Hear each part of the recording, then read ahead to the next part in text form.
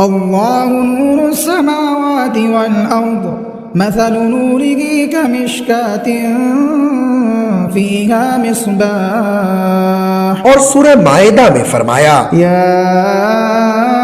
ایھا الرسول بلغ ما انزل الیک من ربک. السلام علیکم ورحمۃ اللہ وبرکاتہ. میں ہوں آپ کا میزبان فضل رحمان رحمانی. آج مورخہ 17 جولائی ہے. پیش ہے دوربین کی تازہ ترین پیشکش. آج دوربین کے اہم موضوعات ہیں. ریلوے کی رپورٹ میں انکشاف ہوا ہے کہ کنچن جنگا ایکسپریس حادثے میں 3 بڑی خامیوں کی وجہ سے 10 افراد کی جان گئی تھی.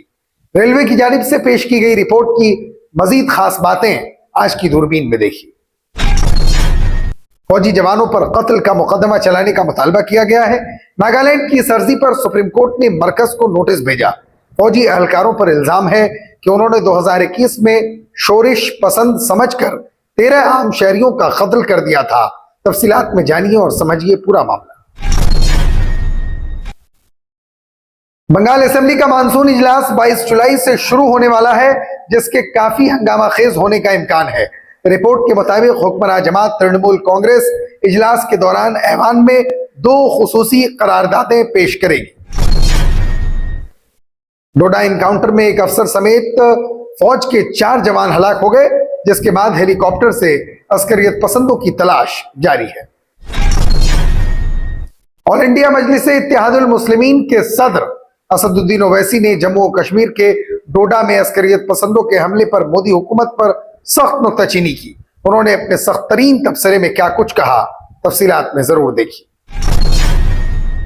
بجٹ اجلاس سے قبل 21 جولائی کو کل جماعتی اجلاس طلب کی گئی ہے.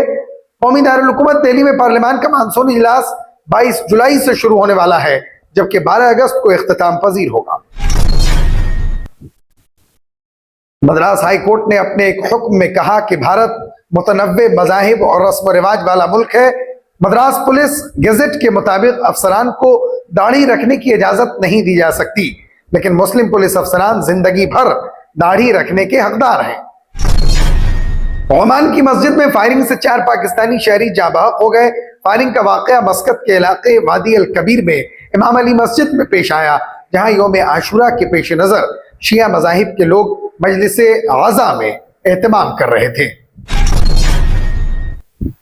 اسرائیل نے جنوبی غزہ کے علاقے البواسی پر ایک بڑا فضائی حملہ کیا، جس کے نتیجے میں 92 افراد ہلاک جبکہ 300 سے زائد زخمی ہو گئے. عالمی سطح پر اس واقعے کی شدید تنقید کی جا رہی ہے. غزہ کی تازہ اور موجودہ صورتحال آج کی دوربین میں خصوصیت کے ساتھ دیکھی. بنگلہ دیش میں اہم سرکاری ملازمتوں میں کوٹا سسٹم کے مخالفین کی حکومت حامیوں کے ساتھ جھڑپوں میں 100 سے زائد افراد زخمی ہو گئے. مخالفین کا کہنا ہے کہ کوٹا سسٹم حکومت نواز گروپوں کے بچوں کو فائدہ پہنچانے کے لیے ہے. آپ ہمیں یوٹیوب پر دیکھنے کے علاوہ ہمارے تمام سوشل میڈیا پیجز پر بھی فالو کر سکتے ہیں. آپ فکر و نظر اردو کا پروگرام دوربین دیکھ رہے ہیں. رواں سال 17 جون کو مغربی بنگال کے دارجلنگ ضلع میں پیش آئے ریل حادثے سے متعلق ریلوے نے اپنی جو رپورٹ تیار کی ہے، اس میں کچھ اہم باتیں نکل کر سامنے آئی ہیں. ہاسی دیوا علاقے میں کنچن جنگا ایکسپریس کے مال گاڑی سے ٹکرانے کی وجہ سے کم از کم 10 لوگوں کی موت ہو گئی تھی اور متعدد زخمی بھی ہوئے تھے. اس معاملے میں ریلوے نے جو رپورٹ تیار کی ہے، اس سے پتہ چلتا ہے کہ 3 بڑی خامیوں کا خمیازہ درجنوں معصوم لوگوں کو بھگتنا پڑا ہے. ریلوے کی رپورٹ میں دعویٰ کیا گیا ہے کہ جانچ میں سامنے آئی باتوں کو دیکھ کر ایسا لگتا ہے کہ جیسے حادثہ ہونے کا انتظار کیا جا رہا تھا. ریلوے سیکیورٹی کمشنر نے بتایا کہ آٹومیٹک سگنلنگ فیل ہونے کے بعد لوکو پائلٹ اور اسٹیشن ماسٹرز کی ہدایت پر عمل نہیں کیا گیا. ساتھ ہی افسران نے بھی لاپرواہی کی. موجودہ حالات کو پیش نظر رکھتے ہوئے رپورٹ میں سفارش کی گئی ہے کہ ٹرینوں میں آٹومیٹک ٹرین حفاظتی نظام کوچ لگایا جائے. اس ٹرین حادثے کی جانچ کے دوران ریلوے سیکیورٹی کمشنر CRC نے اعتراف کیا کہ 3 سطح پر بڑی لاپرواہی کی گئی. حادثے کی پہلی وجہ تو یہ رہی کہ سگنل خراب ہونے کے بعد بھی سیکشن میں مال گاڑی اور کنچن جنگا ایکسپریس کے علاوہ 5 دیگر ٹرینوں نے بھی داخلہ کیا تھا. علاوہ ازیں کنچن جنگا ایکسپریس کے لوکو پائلٹ کو چھوڑ کر کسی بھی ٹرین کے لوکو پائلٹ نے سگنل خراب ہونے کے دوران ٹرین کو 15 کلومیٹر فی گھنٹے کی رفتار سے چلانے اور خراب سگنل پر رکنے سے متعلق ریلوے کے اصول پر عمل نہیں کیا.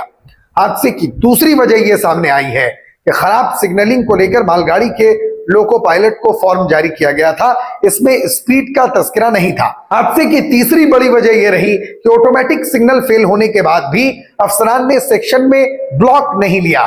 اس اصول کے تحت 2 اسٹیشنوں کے درمیان ایک ٹرین دوڑتی ہے اور جب تک آگے والی ٹرین اگلے اسٹیشن کو پار نہیں کر لیتی تب تک کسی دوسری ٹرین کو پہلے اسٹیشن میں داخلہ نہیں دیا جاتا۔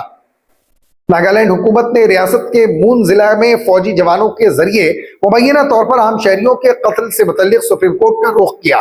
معاملہ 2021 کا ہے اور ناگالینڈ حکومت نے ملزم 30 فوجی اہلکاروں پر مقدمہ چلانے کی منظوری نہ دیے جانے سے متعلق مرکزی حکومت کے فیصلے کو چیلنج کیا ہے۔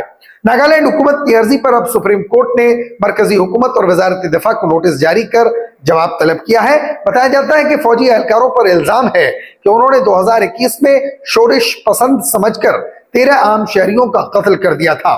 اس معاملے میں chief justice D Y Chandrachud, justice J B Pardiwala اور جسٹس منوج مشرا کی بینچ نے پیر کے روز ریاستی حکومت کی دلیلوں پر غور کیا اور مرکز و وزارت دفاع کو نوٹس جاری کیا۔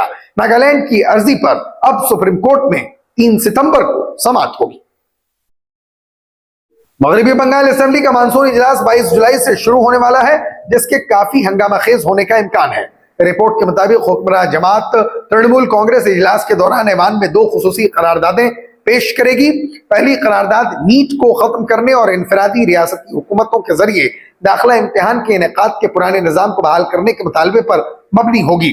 حال ہی میں NEET U G paper leak اور اس میں کئی بے ضابطگیاں سامنے آئی ہیں۔ وزیر اعلیٰ ممتا بنرجی نے 24 جون کو وزیر اعظم نریندر مودی کو خط بھیج کر بھی یہی مطالبہ کیا تھا۔ ترنمول کانگریس کے اندرونی ذرائع کے مطابق دوسری قرارداد 3 نئے فوجداری قوانین کے نفاذ کے بارے میں ہے۔ پارٹی کا کہنا ہے کہ انہیں جلد بازی میں نافذ کیا گیا اور پارلیمان میں اس پر بحث بھی نہیں ہوئی۔ وزیر اعلیٰ نے گزشتہ ماہ اس معاملے پر بھی وزیر اعظم کو خط لکھا تھا۔ دوسری طرف بی جے پی ریاست میں انتخابات کے بعد ہونے والے تشدد اور کنگارو کورٹ میں مقدمات کی سزا سنانے کے لیے قرارداد لانے پر غور کر رہی ہے۔ اجلاس 22 جولائی کو شروع ہوگا، لیکن پہلے دن خراج عقیدت پیش کرنے کے بعد اسے دن بھر کے لیے ملتوی کر دیا جائے گا۔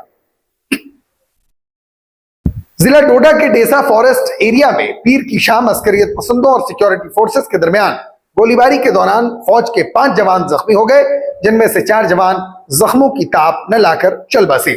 مہلوک فوجیوں میں کیپٹن برجیش تھاپا، نائک ڈی راجیش، سپاہی وجیندر اور سپاہی اجے شامل ہیں۔ جموں کشمیر کے ڈوڈا ضلع میں پیر کی شام ایک تصادم شروع ہوا تھا، جس میں پیر کو عسکریت پسندوں کے ساتھ فائرنگ کے تبادلے میں ایک افسر سمیت 5 فوجی اہلکار شدید زخمی ہوئے۔ حکام نے بتایا کہ زخمیوں کو ہسپتال منتقل کیا گیا۔ 4 جوان زخموں کی تاب نہ لاتے ہوئے چل بسے اور ایک جوان آرمی ہسپتال میں زندگی کی جنگ لڑ رہے ہیں۔ علاقے میں سرچ آپریشن کو مزید تیز کر دیا گیا ہے۔ پولیس اور فوج کے اعلیٰ افسران موقع پر ہی آپریشن کی نگرانی کر رہے ہیں۔ جموں میں عسکریت پسندانہ حملوں میں حالیہ اضافے پر مرکز پر سخت نکتہ چینی کرتے ہوئے آل انڈیا مجلس اتحاد المسلمین کے سربراہ اسد الدین اویسی نے منگل کو کہا کہ اگر مودی کی قیادت والی مرکزی حکومت گھر میں گھس کر ماریں گے کہ پالیسی پر عمل پیرا ہے تو وہاں یہ سب کیوں اور کیا ہو رہا۔ انہوں نے کہا کہ حملوں کا سلسلہ حکومت کی ناکامی کو ظاہر کرتا ہے۔ اویسی نے کہا کہ وزیر اعظم نریندر مودی کہتے تھے کہ گھر میں گھس کر ماریں گے، پھر یہ کیا ہے؟ یہ حکومت کی ناکامی ہے، وہ عسکریت پسندوں پر قابو پانے میں ناکام ہے۔ ڈوڈا میں جو کچھ ہوا ہے وہ بہت خطرناک ہے۔ اویسی نے مزید کہا کہ ڈی جی پی وہاں کیا کر رہے ہیں؟ آپ نے کشمیر بار کاؤنسل کے چیئرمین پر یو اے پی اے لگایا ہے۔ ڈوڈا کے اس حملے میں جو کنٹرول لائن سے بہت دور ہے، عسکریت پسند علاقے کے اتنے اندر کیسے داخل ہوئے؟ اس کا ذمہ دار کون ہے؟ ڈی جی پی اپنی ناکامیوں کو چھپانے کی کوشش کر رہے ہیں۔ اویسی نے کہا کہ ہم نے حال ہی میں لوک سبھا کے انتخابات کا اختتام کیا ہے اور مرکز کے زیر انتظام علاقوں میں پولنگ کا فیصد بہت زیادہ تھا۔ اب جبکہ ڈی جی پی کچھ ایسا کہہ رہے ہیں تو کیا آپ یہ کہنا چاہ رہے ہیں کہ انتخابات میں دھاندلی ہوئی؟ 2021 سے اب تک جموں میں 50 سے زائد سیکیورٹی اہلکار اور 19 عام شہری مارے جا چکے ہیں۔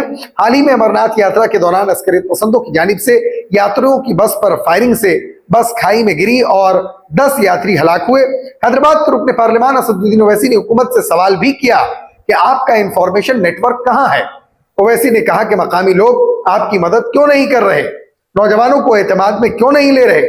وہ کہتے ہیں کہ انہوں نے آرٹیکل 370 کو ہٹا دیا اور سب کچھ ختم ہو گیا۔ یہ نریندر مودی کی حکومت کی ناکامی ہے۔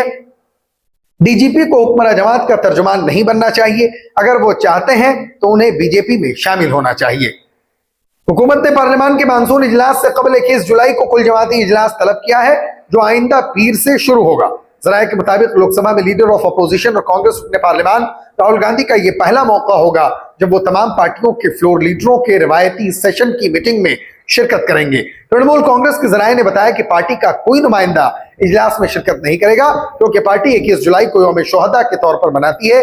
21 जुलाई का यौम शोहदा उन 13 कांग्रेस के हामियों की याद में मनाया जाता है जो 1993 में रियासती सेक्रेटेरिएट राइटर्स बिल्डिंग्स की जानिब मार्च के दौरान कोलकाता पुलिस की फायरिंग में मारे गए थे, जब CPIM की क़यादत वाली हुकूमत कायम थी। वाज़ेह रहे कि पार्लियामान के बजट इजलास के दौरान भी अपोजिशन का हुकूमत को मुख्तलिफ उमूर पर घेरने का मंसूबा है। गुज़िश्ता रोज ही कांग्रेस के रुकने पार्लियामान और लोकसभा में deputy leader of opposition Gaurav Gogoi ने कहा कि बजट के दौरान मोदी हुकूमत से कोई उम्मीद नहीं है। मद्रास हाई कोर्ट ने हाल ही में अपने एक फैसले में मुस्लिम पुलिस एहलकार के पैगंबर मोहम्मद के अहकाम की पैरवी करते हुए दाढ़ी रखने के फैसले का दिफा किया है। मद्रास हाई कोर्ट की जस्टिस एल विक्टोरिया गौरवी की बेंच ने फैसला सुनाते हुए कहा कि भारत मुतनव्वे मजहब और रस्म रिवाज का मुल्क है। अगरचे महकमे पुलिस ने सख्त नज़्म व ज़ब्त बरकरार रखने की जमानत दी है, लेकिन इसका यह मतलब नहीं है कि अक़लियती बिरादरी से ताल्लुक़ रखने वाले एहलकारों बिलखुसूस मुस्लिम मुलाज़मीन को दाढ़ी रखने पर सजा नहीं दी जा सकती। अदालत ने यह भी कहा कि मद्रास पुलिस गजट के मुताबिक अफसरान को दाढ़ी रखने की इजाजत नहीं दी जा सकती, लेकिन मुस्लिम पुलिस अफसरान जिंदगी भर दाढ़ी रखने के हकदार हैं। दरअसल अदालत अब्दुल कादिर इब्राहिम की दरखास्त पर समाअत कर रही थी, जिनको 2019 में ग्रेड 1 के पुलिस कांस्टेबल के ओहदे पर तरक्की दी गई थी। इब्राहिम के खिलाफ 31 दिन की छुट्टी मुकम्मल होने के बाद ड्यूटी पर रिपोर्ट करने और मद्रास पुलिस गजट के हुक्म के खिलाफ दाढ़ी रखने पर इंक्वायरी शुरू की गई थी, जिसके बाद तफ्तीशी अफसर ने इल्जामात को दुरुस्त पाया और फिर डिप्टी कमिश्नर ऑफ पुलिस यानी आर्म्ड रिजर्व ने 3 साल तक उनका इंक्रीमेंट रोकने की सजा का हुक्म दे दिया। लेकिन इब्राहिम की अपील के बाद पुलिस कमिश्नर ने हुक्मनामे में तरमीम करते हुए इंक्रीमेंट में इजाफा रोकने का वक्त 3 साल से कम करके 2 साल कर दिया। इसके बाद इब्राहिम ने इस हुक्म के खिलाफ अदालत से रुजू किया था, जहां इब्राहिम ने कहा कि हुक्काम को इस बात पर गौर करना चाहिए था कि उनका ताल्लुक मुस्लिम कम्युनिटी से है जो जिंदगी भर दाढ़ी रखने का मजहबी अकीदा रखते हैं। इस तरह अदालत ने महकमे पुलिस के हुक्मनामे को मनसूख कर दिया और मामले को दोबारा गौर के लिए कमिश्नर के पास भेज दिया। खलीजी मुल्क ओमान में एक मस्जिद में फायरिंग के नतीजे में कम से कम 4 अफराद हलाक और 30 दीगर जख्मी हो गए। यह हमला मंगल को आला सबाह दारुल हुकूमत मस्कत के मशरिक में वाक़े जिला वादी अल कबीर में इमाम अली मस्जिद में शिया मुसलमानों की एक बड़ी मजहबी तकरीब के दौरान हुआ। ओमानी पुलिस ने कहा कि वो सूरत हाल से निपटने के लिए तमाम जरूरी हिफाजती इक़दाम और तरीक़ेकार इख्तियार कर रहे हैं। पुलिस ने सोशल मीडिया प्लेटफॉर्म एक्स पर कहा कि हुक्काम शवाहिद इकट्ठे कर रहे हैं और तहकीकात कर रहे हैं, लेकिन हमले के मुहर्रिक या मुमकिना मुश्तबा अफराद की शनाख्त नहीं हो सकी है। मस्कत में अमरीकी सफारत खाने ने फायरिंग के बाद सिक्योरिटी अलर्ट जारी कर दिया। काबिल जिक्र है कि हमला आशुरा के मौके पर किया गया, जब शिया मकतब फिक्र के लोग पैगम्बर इस्लाम सल्लल्लाहु अलैहि वसल्लम के नवासे इमाम हुसैन की शहादत की याद में मुख्तलिफ मजालिस मुनक़िद करके मनाते हैं और बहुत से शिया इराकी शहर के करबला में इमाम हुसैन के मज़ार की ज़ियारत करके आशुरा को मनाते हैं, जबकि सुन्नी मुसलमान इस दिन रोज़ा रखकर मनाते हैं। पिछले हफ्ते इस्राएली तैयारों ने जंगज़दा जुनूबी गजा पट्टी में खान यूनुस और रफा के करीब ही वाक़े इलाके अल मवासी पर एक बड़ा फ़िज़ाई हमला किया था। हालांकि अल मवासी को खुद इस्राएली हुकूमत ने ही महफूज इलाका करार दे रखा है और वहां बहुत बड़ी तादाद में बेघर फ़लस्तीनी पनाह लिए हुए हैं। ताहम इस इलाके में इस्राएली तैयारों ने अमरीकी साख्ता बड़े बम गिराए, जिसके नतीजे में कम से कम 92 अफराद हलाक जबकि 300 से ज्यादा जख्मी हो गए। इस इसराइली कार्रवाई के बाद इलाके के अस्पतालों में बड़ी तादाद में जख्मी लाए गए। इसराइली मौक़िफ़ है कि उसने इस हमले में अस्करियत पसंद तंजीम हमास की जानिब से इसराइल में 7 अक्टूबर को किए गए एक दहशतगर्दाना हमले के मंसूबा साज को निशाना बनाया था। खबर रसा इदारे AFP की जानिब से जारी करदा इस हमले की वीडियो में एक इंतहाई मसरूफ गली से सफेद धुएं के बादल इकट्ठे नजर आ रहे हैं। इस हमले से एक मकाम पर एक बड़ा गड्ढा पड़ गया है और वहां मौजूद कई टैंक और एक इमारत राख का ढेर बन गए। गजा के इंतहाई गुंजान आबाद इलाकों में इस तर्ज के बड़े बमों के इस्तेमाल पर इंसानी हुकूक की आलमी तंजीमों की जानिब से इसराइल के साथ साथ अमरीका को भी शदीद तनकीद का सामना है। बांग्लादेश पुलिस का कहना है कि मुल्क में अहम सरकारी ओहदों पर मुलाजमतों में कोटा सिस्टम के खिलाफ پیر کے روز طلبہ کے مظاہروں کے دوران حکمراں جماعت کے حامیوں کے ساتھ ہونے والے جھڑپ میں 100 سے زائد افراد زخمی ہو گئے۔